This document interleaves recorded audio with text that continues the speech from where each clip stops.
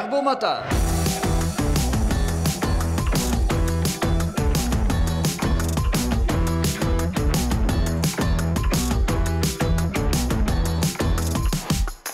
Bonjour et bienvenue à votre émission qui jette un regard chrétien sur l'actualité de la semaine. Ici votre animateur Simon Lessard en compagnie de mes trois verbomoteurs préférés, membres de l'équipe du magazine Le Verbe. C'est Paul pour James, mais dites-y pas, il est parti en reportage sur l'île d'Anticosti cette semaine. On retrouvera James la semaine prochaine, je l'espère bien. Donc Ariane Beauferret, bonjour. Salut Simon. Et Benjamin Boivin, salut. Salut. Et le dernier non le moindre, Antoine Malenfant. Bonjour à toi aussi. Allô, allô. Alors, cette semaine, tous ensemble, nous allons revenir sur la vie et la pensée de l'astronome québécois Hubert Reeves, qui nous a quittés récemment. Que pensait-il, entre autres, de Dieu et des religions? Nous parlerons aussi des sages-femmes du Québec qui s'opposent au projet de loi 15 du ministre de la Santé, Christian Dubé. Pourquoi devrions-nous nous soucier de la pratique sage-femme au Québec? Mais tout d'abord, on commence cette émission avec la nouvelle, je crois, qui a fait couler le plus d'encre au Québec cette semaine.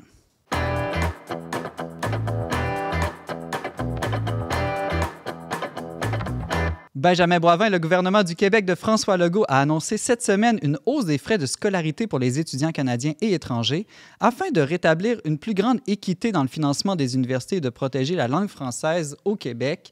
Je me demandais, Benjamin, est-ce qu'une politique qui vise à favoriser la protection d'une communauté nationale particulière, bon, dans ce cas-ci, c'est les francophones, est-ce que ça peut être compatible avec, je dirais, un esprit chrétien de charité?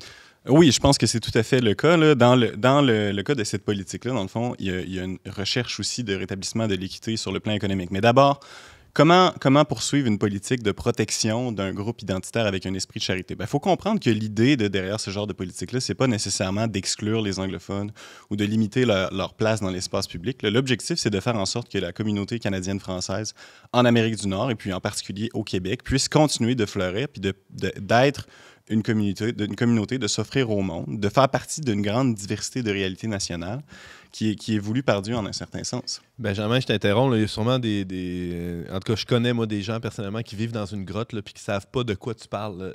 C'est quoi la politique en question? Bon, dans le fond, au Québec, on a des droits de scolarité qui sont des tarifs qui sont pour les citoyens québécois, les résidents québécois plutôt. On a aussi des tarifs différents pour ceux qui sont d'autres provinces et enfin des tarifs plus élevés pour des étrangers. Et donc, la politique du gouvernement, ça a été de doubler le coût des frais de scolarité pour les résidents, les citoyens canadiens qui viennent étudier au Québec. Doubler, ça paraît beaucoup.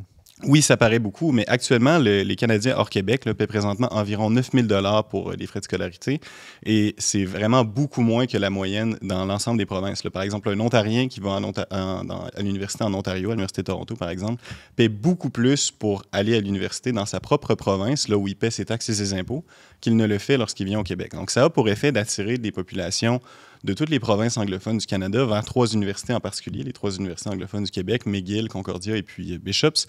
Et puis, ça crée une certaine inéquité en un certain sens parce que les Québécois qui paient des taxes et des impôts font en sorte que ces universités-là peuvent continuer de fonctionner, alors que des gens qui viennent ici exclusivement pour étudier et retourner dans leur province par la suite, bénéficient de l'État-providence généreux québécois pour éviter de payer des frais de scolarité très élevés. Donc, jusqu'à récemment, en fait, je pense que ça va changer à l'automne prochain, là, cette politique-là, jusqu'à l'automne prochain, si je te suis bien.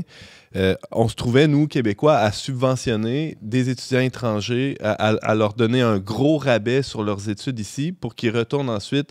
Par exemple, un médecin ontarien vient étudier à McGill, fait un très bon programme de médecine à McGill, retourne pratiquer à Toronto après. Donc, il y a eu une éducation subventionnée par tout le monde ici autour de la table. L'inverse serait vrai aussi, mais ça arrive beaucoup moins souvent qu'un Québécois va aller étudier en anglais dans une autre province pour revenir ici ensuite pratiquer. Il n'y a aucune raison de le faire parce que probablement, en tout cas, l'une des deux meilleures universités au Canada, c'est McGill. C'est une université anglophone et puis elle coûte beaucoup moins cher pour un résident québécois. Sans compter le coût de la vie aussi. Sans compter le coût de la vie, le coût d'électricité, en tout cas, différents aspects. Là. Donc, il n'y a pas vraiment d'intérêt pour un Québécois à aller étudier en dehors de la province de Québec, à part pour des objectifs, disons, personnels, subjectifs. Là, j'ai envie d'aller en Colombie-Britannique, je ne sais quoi. Benjamin, revenons à la question de la charité. Comment on peut protéger le français, comme tu disais, sans être nécessairement contre les Anglais, comment ça peut être positif, que ce ne soit pas, je dirais, un repli identitaire, le fait de protéger une minorité. Je me disais, excuse-moi, Benjamin, en réfléchissant, si on avait dit on veut protéger une université autochtone, les langues autochtones, il me semble que tout le monde aurait été d'accord avec ça. Oui, bien d'abord, la province de Québec finance très généreusement plusieurs institutions d'enseignement à tous les niveaux d'éducation qui sont anglophones. Donc, là, il y a des universités québécoises dont je viens de parler. Certaines, notamment McGill, font partie des meilleures dans le monde et reçoivent généreusement de l'argent du gouvernement chaque année depuis des décennies et des décennies. Ensuite, la communauté anglophone au Québec jouit de nombreux droits linguistiques qui sont protégés, défendus dans les différentes institutions, les différentes lois. Donc, c'est pas du tout contre la charité que de chercher à rétablir un certain équilibre dans le financement des institutions francophones et anglophones, en sachant que la communauté francophone canadienne, qui est particulièrement représentée évidemment dans la nation québécoise, est très fragile sur le plan démographique et puis jouit pas d'un bassin de population de 95% de l'Amérique du Nord pour la soutenir culturellement. Donc, essayer d'adopter des mesures comme ça, là, c'est vraiment de nature à faire en sorte que la société québécoise puisse continuer d'être francophone et puis de faire bénéficier au monde entier de ces traits particuliers, de ces éléments particuliers. C'est ça, dans le fond, c'est de croire que la diversité, c'est bien pour l'ensemble, de croire que le fait que le fait français existe dans le pays et dans le monde, ça va ajouter quelque chose, y compris aux non-francophones. La prémisse, évidemment, c'est que cette diversité-là est bonne. Et puis ensuite, comment faire en sorte que cette diversité-là se maintienne? Ça implique dans certaines circonstances qu'une communauté qui est plus fragile doit prendre des moyens pour se protéger elle-même. Charité bien ordonnée commence par soi-même. Si la société québécoise n'est pas capable de se maintenir dans l'être par des mesures comme celle-là, elle ne sera pas capable de faire bénéficier aux autres communautés des apports qu'elle a fournis. Je pensais qu'il y a juste Dieu qui maintenait dans l'être, mais bon, ça, c'est un autre débat. Mais il y a aussi le fait que c'est pas une mesure qui vise la communauté anglophone, disons, locale là, du Québec, mais c'est spécialement les apports extérieurs, là, c'est-à-dire les étudiants qui viennent du reste du Canada et de l'étranger. Donc, c'est que la communauté anglophone de Montréal se sente visée par ça. C'est pas elle la cible. Eux, ils vont pas payer plus cher, les anglophones. De toute façon, les institutions anglophones, puis en particulier McGill, encore une fois, bénéficient de nombreux investissements provinciaux. On peut référer, par exemple, à une excellente chronique de Jean-François Lisée qui a été publiée dans Le Devoir récemment. Il y a de nombreux investissements gouvernementaux qui sont faits dans cette université-là, qui s'échelonnent à des centaines de millions de dollars, voire plus d'1 milliard de dollars. Et puis là, en réaction à cette politique-là, très rapidement, l'Université McGill a été retirée une enveloppe de 50 millions de dollars qui était destinée au financement de l'enseignement du français pour les professeurs, le personnel et puis les étudiants de McGill. Donc, il y a vraiment comme une espèce de conflit culturel qui a l'air d'être perçu de la part de la communauté d'anglophones, mais qui n'a pas lieu d'être. Et puis, il y a un autre aspect aussi à cette politique-là, j'aimerais en glisser quelques mots, c'est l'établissement d'un plancher pour les frais de scolarité pour des étudiants qui sont étrangers. Donc, on ne parle pas d'étudiants canadiens qui viennent s'installer au Québec, mais vraiment des étudiants qui viennent de partout dans le monde. Un plancher qui est un peu plus élevé que le coût réel de l'enseignement universitaire qu'ils reçoivent. Donc, un certain profit qui serait fait. Et puis, l'objectif de cette politique-là, c'est d'aller investir dans les universités francophones qui vivent avec un déficit de financement par étudiant comparé aux universités anglophones au Québec. Ça se maintient à travers le temps. Si je comprends bien aussi en terminant, si on est étranger à la province de Québec ou d'un autre pays, qu'on parle français ou anglais, le frais de scolarité sera plus élevé. C'est ça, au fond, la logique. C'est pas la langue qu'on parle. Oui, évidemment, mais si on vient d'une province, d'une autre province et puis qu'on vient étudier au Québec dans une université francophone, c'est juste pas un cas de figure qui se produit de manière habituelle. Mais je connais beaucoup d'étudiants étrangers de France, de Belgique ou de certains pays d'Afrique qui parlent français. Oui, mais après, il faut souligner que cette politique-là exclut certaines ententes particulières que le Québec a avec notamment la France et la Belgique qui ne sont pas couvertes par cette politique-là, parce que ces ententes-là ont pour résultat d'avoir des frais de scolarité qui sont beaucoup plus bas que les chiffres qui ont été mentionnés. Merci beaucoup, Benjamin Boivin, tu es responsable des publications Magazine Le Verbe. Merci. Ça fait plaisir.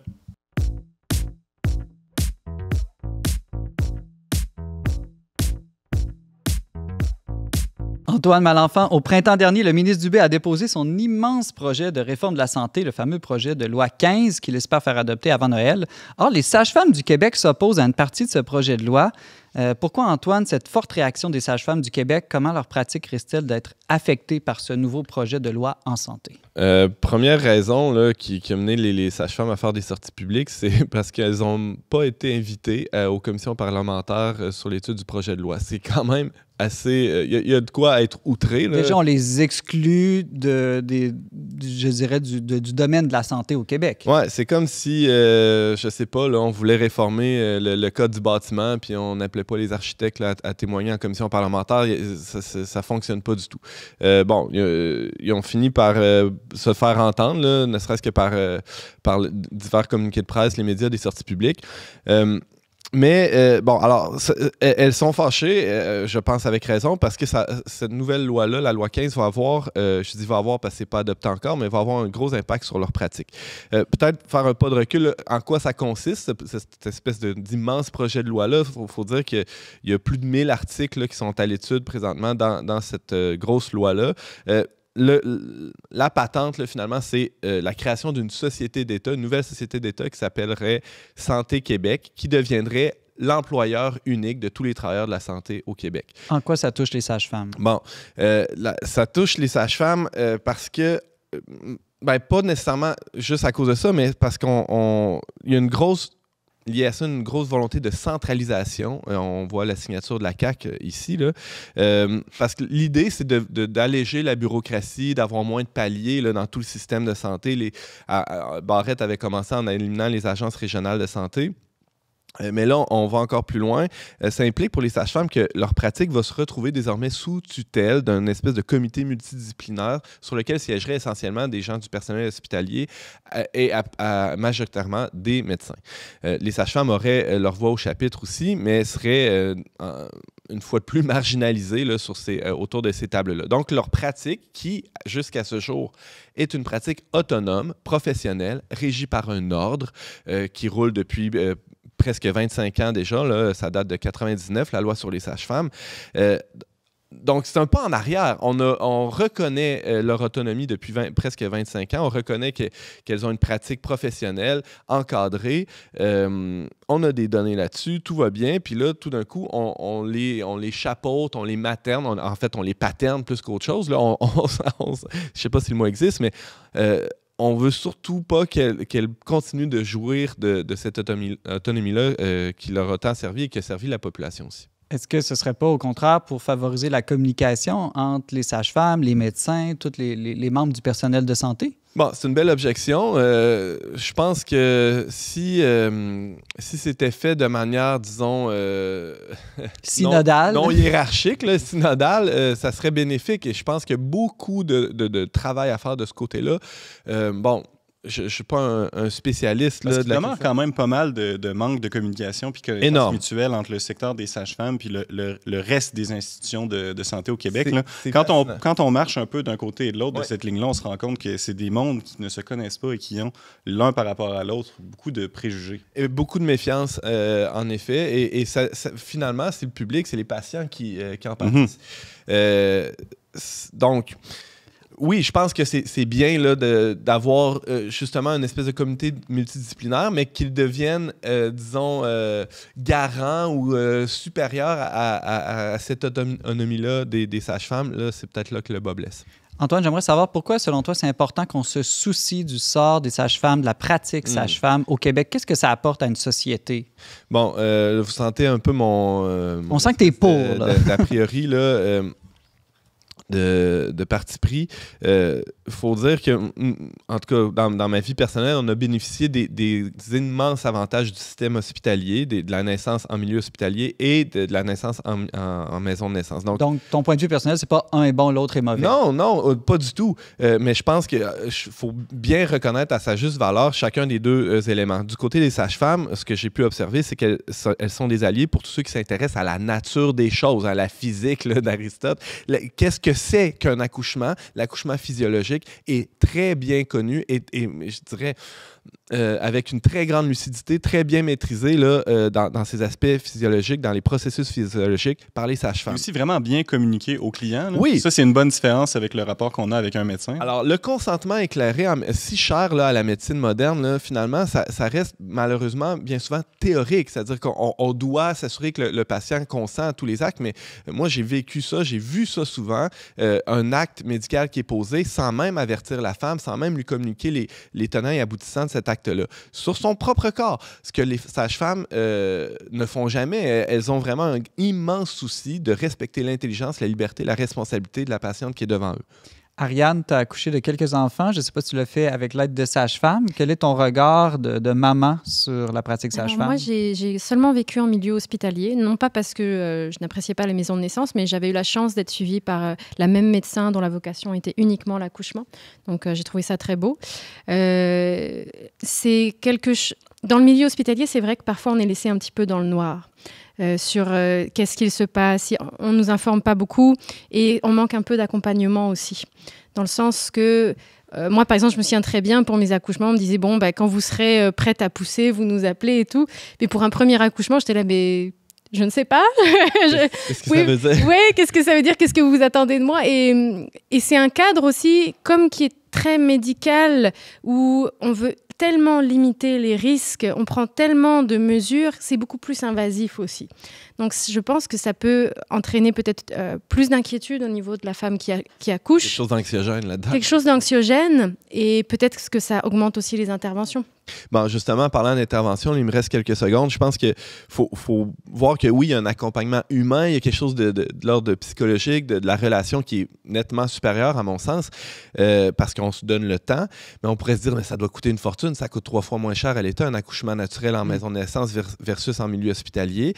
Et aussi, puisqu'on parle de chiffres, il y a 4 fois moins d'utilisation de forceps, 8 fois moins de ventouses, 5 fois moins d'épisiotomie, la déchirure faite médicalement, 2 fois moins de césariennes. Finalement, il y a d'énormes avantages, je dis pour le bien commun, parce que pour les femmes en premier lieu, pour leur famille, pour les enfants à naître également. Donc, tout le monde gagne à ce que la pratique sage-femme soit reconnue et que son autonomie aussi soit reconnue professionnellement. Et que les femmes puissent peut-être vraiment avoir le choix, au fond. C'est peut-être Ariane, Tout à fait, oui, parce qu'on est confronté à ce choix-là de comment est-ce qu'on veut accoucher. Et on fait des plans de naissance pour pouvoir s'y préparer. On dit ce qu'on aimerait recevoir, si on aimerait avoir la péridurale ou pas. Mais le choix du lieu, le choix de la personne qui nous accompagne, sachant qu'il y a 40% des demandes, en tout cas ça c'est pour la région de Québec, pour des suivis sages-femmes qui doivent être refusées parce qu'il n'y a pas suffisamment de lieux et il n'y a pas suffisamment de sages-femmes. Et puis ça, c'est sans compter le fait que beaucoup de gens ignorent encore que c'est une offre et qui, s'ils connaissaient les qualités de cette offre-là, probablement voudraient l'avoir. Peut-être bien, oui. Bien, merci beaucoup à tous. Antoine Malenfant, tu es rédacteur en chef du magazine Le Verbe. Merci. Ça fait plaisir.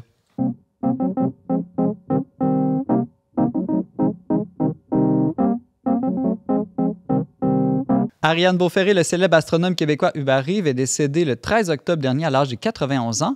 Les hommages se sont multipliés dans les médias cette semaine pour son apport, entre autres, à la vulgarisation scientifique et son militantisme environnemental. Ariane, qu'est-ce qu'on sait de sa vie spirituelle et de sa relation à la foi? Est-ce qu'il croyait en Dieu, Hubert Reeves? Alors, c'est quelque chose qu'il a abordé quand même assez souvent en entrevue et aussi dans des livres. Il en a écrit plusieurs. Ses tout premiers, qu'on connaît, c'est Patience dans l'azur, Poussière d'étoiles, qui sont plus de la vulgarisation. Mais il a aussi écrit des livres un petit peu plus personnels et autobiographiques sur le sujet. Et lui, non, il ne croyait pas vraiment en Dieu. Il était plutôt agnostique.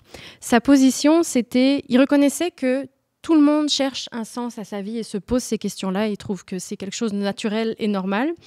Mais il va avoir cette réponse, il disait que c'est une phrase qu'il aimait beaucoup, c'est que ces questions qui sont universelles, les réponses sont culturelles.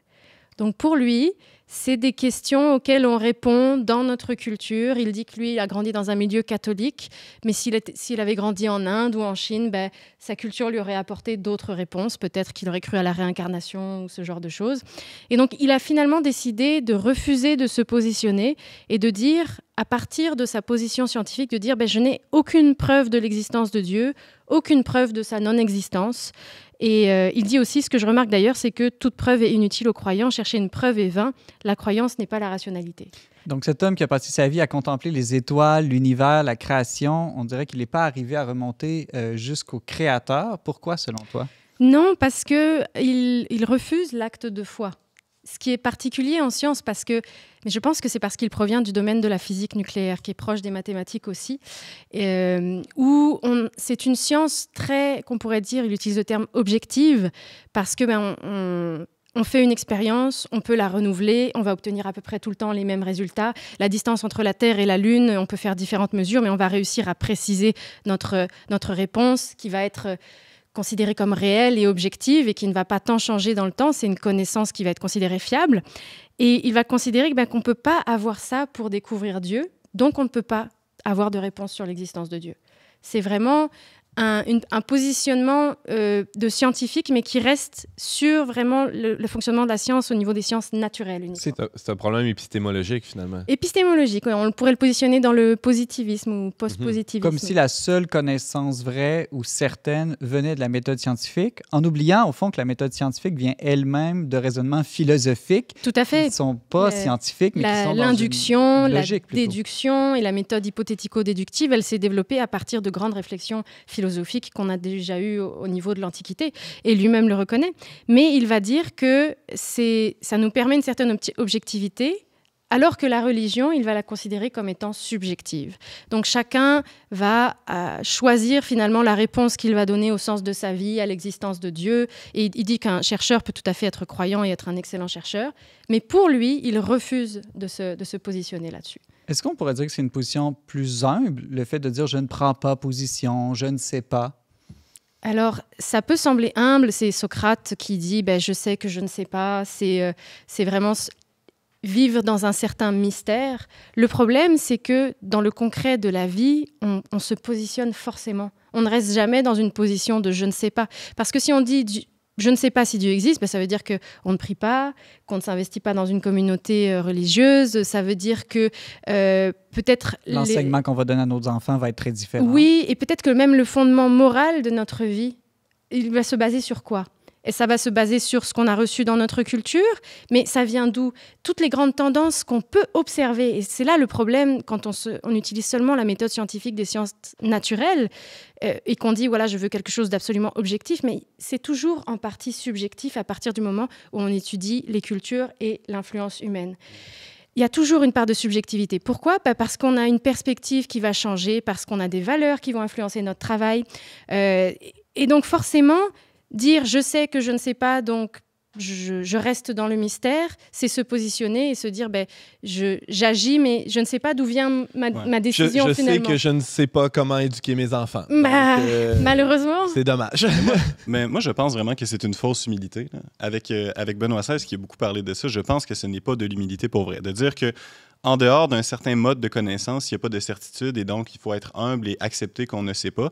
C'est en fait... sous un autre rapport, affirmer que la réalité, le monde du réel qui est connaissable, je connais ses limites, c'est moi qui les nomme, et puis à l'extérieur de ça, il n'y a rien à faire. Fait que c'est en fait assez orgueilleux de poser des limites à la connaissance comme ça sur la base de présupposer qu'on n'est même pas capable de démontrer à partir de la méthode scientifique. Comme tu le disais, la méthode scientifique repose sur des principes que la science moderne elle-même ne peut pas fournir. C'est pas fin ce que tu dis là pour M. Reeve qui est encore chaud.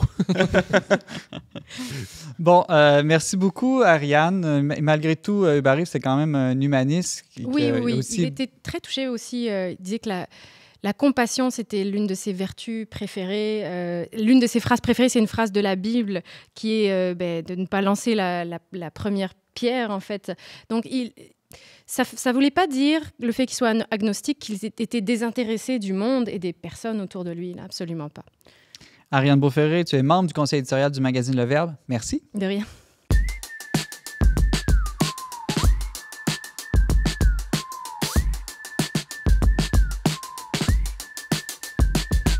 On se laisse sur 2 suggestions culturelles cette semaine. Benjamin Boivin, je commence avec toi. Le prix Nobel de littérature a été attribué à un catholique cette année. Oui, c'est quand même une histoire intéressante. John Foss, je ne sais pas si je prononce son nom adéquatement, là, c'est un Norvégien.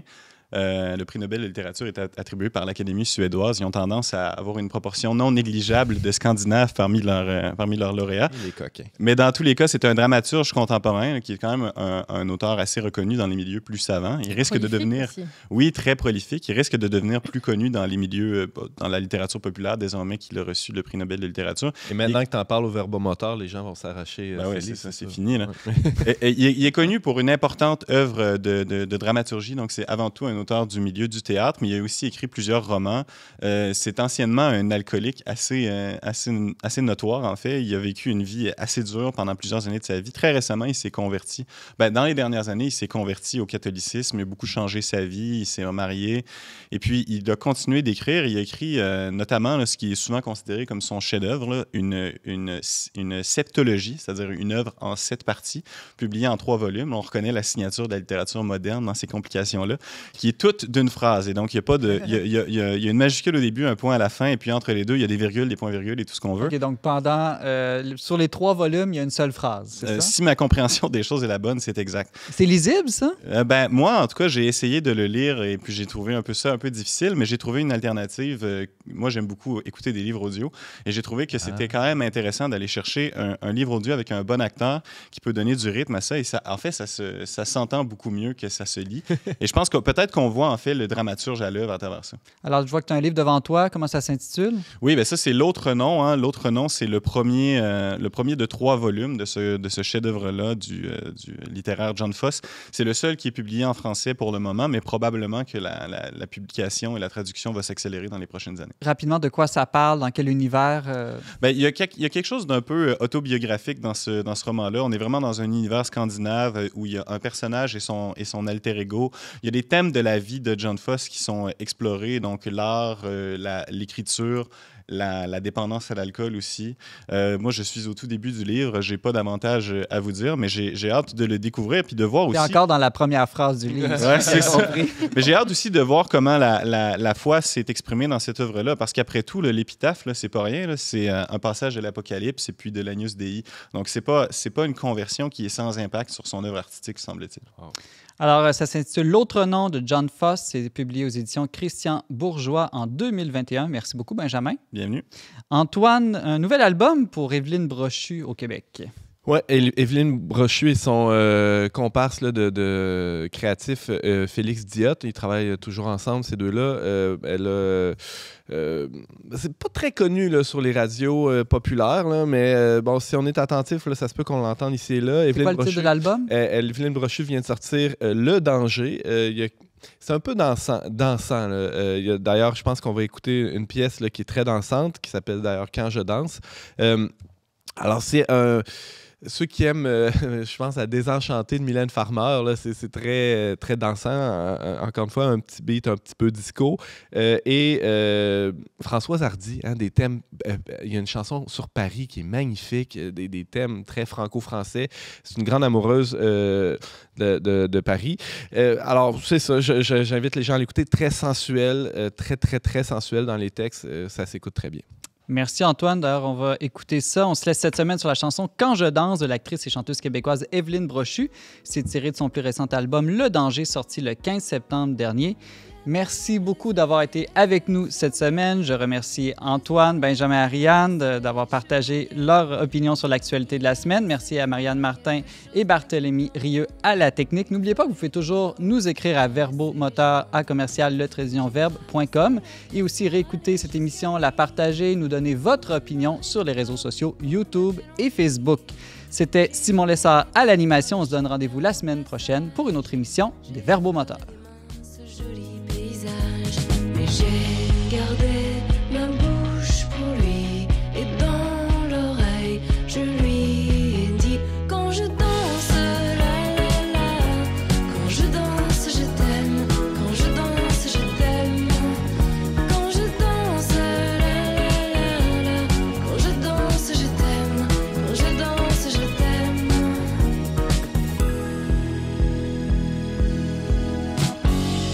Ses épaules de panthère et ses jeans défraîchis, son regard solitaire et son cœur ébloui, le collier de sa mère et sa bague de jade.